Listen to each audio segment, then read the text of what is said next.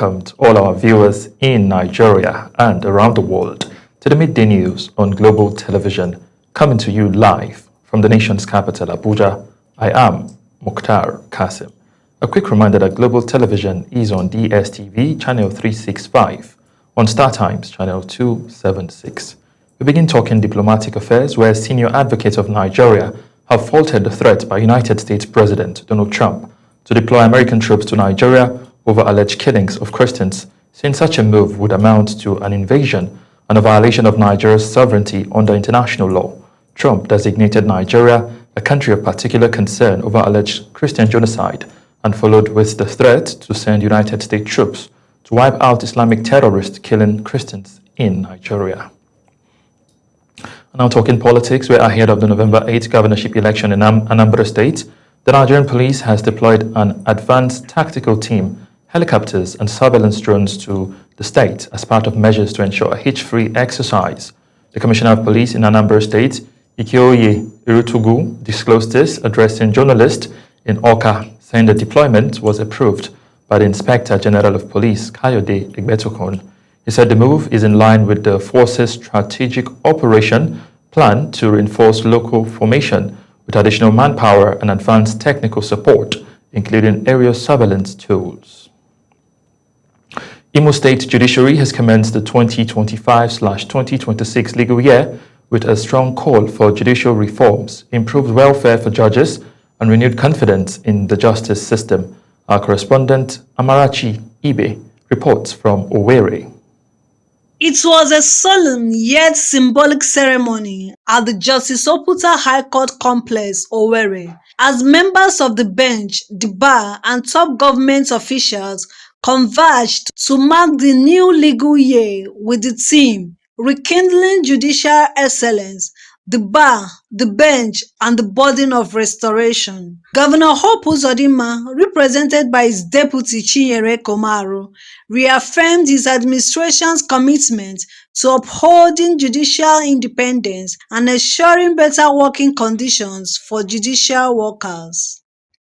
Restoring judicial excellence is a task that must be accomplished urgently. A lot of people are resorting to self-help, and impunity is growing in the land because the populace are losing faith in the machinery for administration of justice.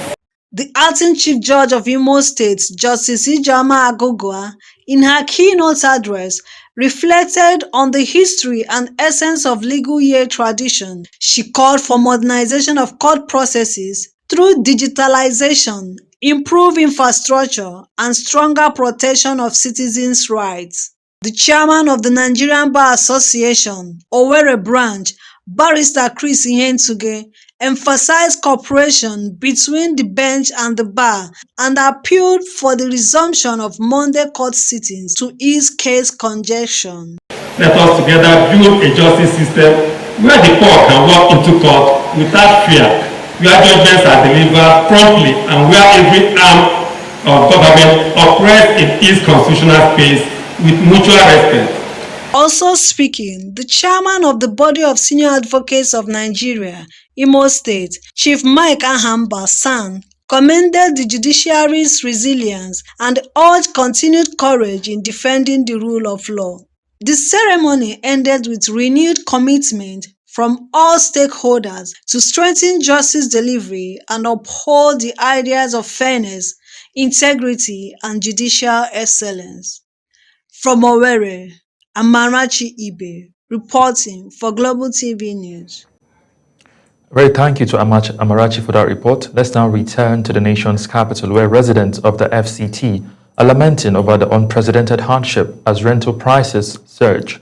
Tenants report staggering price increase in the housing sector as the cost of living has taken a new turn. Sadia Yakubu has the details. The Nigerian capital, Abuja, once known for its affordable housing and well-planned districts, is now among the most expensive cities to live in West Africa. But what's driving these rent hikes?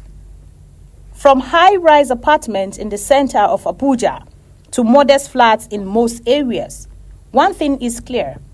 Rent and property prices have skyrocketed, rising by more than 100% in some areas in less than 2 years. Nigerians attribute the rent on inflation and naira devaluation, which have pushed the cost of building materials to record highs. High cost of building materials in the market. A bag of cement was sold last 2 years for 4,500 and or even less. But now we are getting it for almost 10,000 naira. At least with that, you will see that the cost of building houses now in Abuja is very, very on the high side. Now that things are very expensive, things are on the high side in the market. You get, like you say, okay, I just start building that property now and I'm going to buy cement. Cement is like, okay, on the high side, and then all these materials, building materials are high.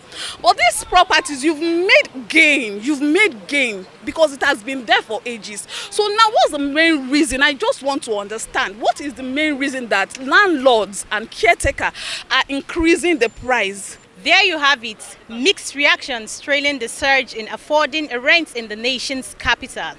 The appeal is for the government to intervene, especially in the satellite towns for the citizenry. Sadia Yakubu, Global Television. Social media, once a space for fun and connection, has grown into one of the most powerful tools shaping the world today. But with that influence comes consequences. From empowering small businesses to affecting mental health, social media is changing how people think, live, and interact, both for better and worse. Again, our correspondent, Sadia Yakubu, has the details. Social media is everywhere on the phones, in our homes, shaping communication and understand the world around. It bridges borders, drives conversations, and often sparks change. From business growth and political engagement to digital education and health awareness, it's transforming nearly every aspect of modern life, but there is another side. Misinformation spreads rapidly, disrupting elections, influencing public health discussions, and sometimes endangering peace. The good side of social media is that you get connected to people positively, and at the other side again, you get connected to people negatively. Social media has also been linked to rising cases of anxiety, depression, and body image issues, especially among young people who struggle with the pressure to live up to a filtered, picture-perfect reality. It has impacted the world positively, created businesses, created the interconnection between people, and made people more better off. Cyberbullying, online harassment, and echo chambers are becoming all too common, affecting mental well-being and how we view ourselves and others. Social media is not inherently good or bad. Yeah, negative impact like 70%, positive impact like 30%. See, most people now think social media is real. It's a myth, it's not real. Media is not inherently good or bad. It is a tool. Its impact depends on how we choose to use it. Whether it builds or breaks, uplifts or undermines is ultimately. We need to be mindful of how we use social media. It's not just about the platforms themselves, but also how individuals choose to engage with them. Are we prioritizing genuine connections over superficial interactions? Are we critically evaluating the information we consume on social media? Social media is a powerful tool, and like any tool, it can be used for good or ill. Sadia Yakubu, Global Television. Let's now head to Zamfara State, where Governor Dauda Lawal has called on Christians and Muslims to live together in peace and harmony, urging mutual respect and appreciation of the differences that exist between the two faiths. Lawal made the call at the Government House, Gusau, when he received the leadership of the Christian Association of Nigeria and heads of various Christian denominations who paid him an appreciation visit. The governor commended the association's chairman, Evangelist Jibril Afolabi, and other Christian leaders for their visit, describing it as a demonstration of unity and goodwill. He reiterated his administration's commitment to ensuring the welfare and comfort of all Christians in the state. You're watching the live broadcast of the Midday News. When the Midday News returns, Eyimba edge pillars as Rivers United derail Nasarawa. Details coming shortly, plus business and foreign stories on the other side of this break. Please stay with us.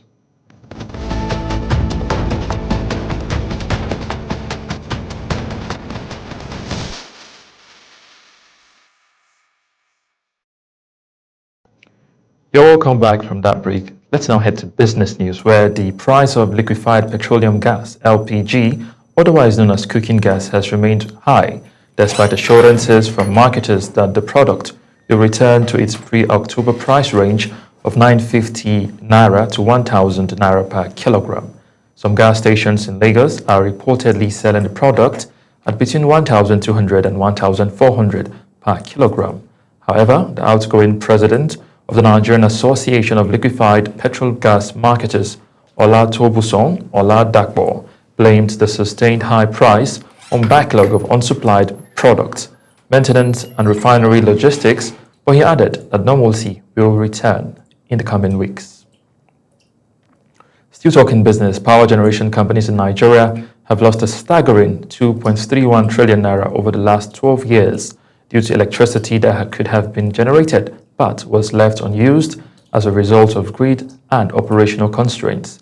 This is according to fresh data from the Association of Power Generating Companies, the umbrella body for all electricity generation firms in the country, noting that the losses were recorded between 2013 and September 2025.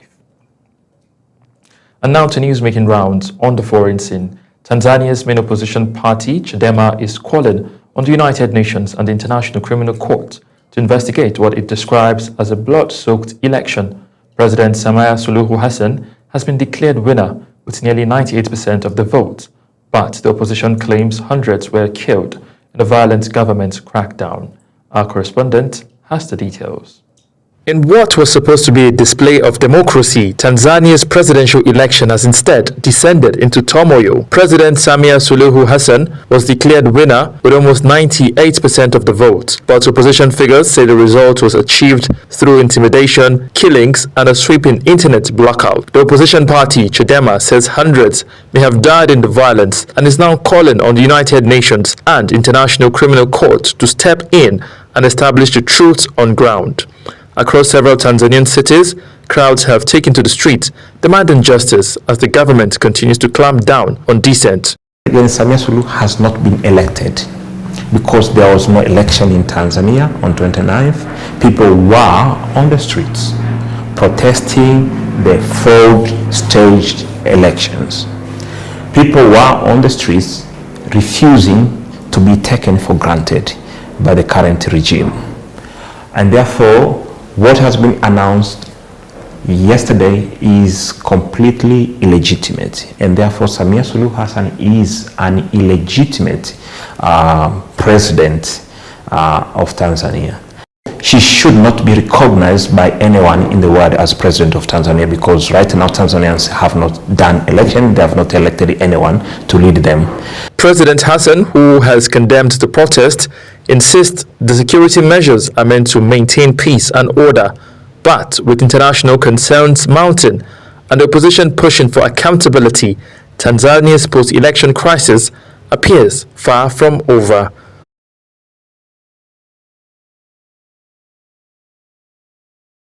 Still in Africa, at least 21 people have been confirmed dead and more than 30 others are still missing after a devastating landslide hit western Kenya overnight. The tragedy occurred in Marakwet East following heavy rainfall that triggered flash floods and mudslide across the region. Our correspondent reports. Massive torrents of water swept through villages in Marakwet East, flattening homes and destroying farmlands. Authorities say the landslide began in the early hours of Saturday, catching many residents in their sleep. Search and rescue teams, including volunteers and emergency responders, worked through the morning to recover bodies and locate survivors. Kenya's Interior Minister confirmed the loss of 21 lives and said over 30 people remain unaccounted for. He announced that the operation was suspended overnight due to poor visibility, but will resume at daybreak. The Kenyan Red Cross has shared aerial images showing the widespread scale of destruction, with mudslides and flash floods stretching over vast areas. Emergency shelters have been set up for displaced families as rescue teams intensify efforts to reach cut-out communities. Authorities are appealing to residents living on steep slopes to relocate immediately as the rain continues. Kenya's government says preventing further tragedy is now the top priority.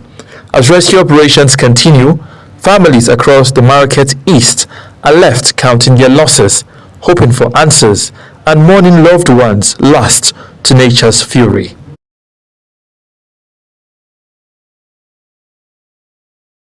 Let's now head to the United Kingdom, where British police are investigating a mass stabbing aboard a London-bound train. Several passengers were injured and 2 suspects were arrested. Authorities say there is nothing to suggest terrorism. Our correspondent gives us the details. The attack happened around 7:40 p.m. on a train from Doncaster to London's King's Cross. The train made an emergency stop at Huntingdon Station, where armed officers quickly boarded and detained 2 men within minutes. 10 people were hospitalized, though most have now been released. 2 victims remain in critical condition. Is he good, ladies and gents? Bit closer. Good. 10 people were taken to hospital by ambulance, and another person self-presented later that evening. While 9 were initially believed to have life-threatening injuries, following assessment and treatment, 4, thankful to say, have been discharged. However, 2 patients remain in a life-threatening condition. British Transport Police declared a major incident yesterday, and counter-terrorism policing were initially supporting our investigation. However, at this stage, there is nothing to suggest that this is a terrorist incident. Police confirmed both suspects were born in the United Kingdom and appealed for calm amidst false claims circulating online. Prime Minister Keir Starmer called the attack deeply concerning, while King Charles said he was appalled and shocked. Train services through Huntingdon remain disrupted as investigations continue. Knife crimes have surged across England and Wales in recent years, fueling public concern and prompting call for tougher laws and community engagement.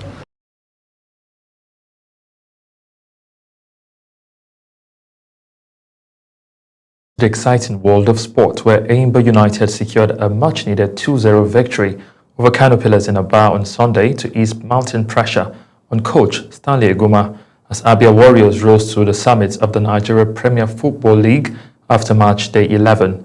The People's Elephants, winless in their previous 5 matches, produced a commanding first-half performance to dispatch a struggling Pillars side, whose defensive lapses proved costly. John Bassi opened the scoring in the 29th minute after capitalizing on a neat exchange in the box before Ididiong Ezekiel doubled the lead 6 minutes later, rounding keeper Galadima after a mix-up at the back. Away from football to boxing, where the Nigeria Boxing Federation has announced the appointment of former international Adura Olaleyin as the new technical director.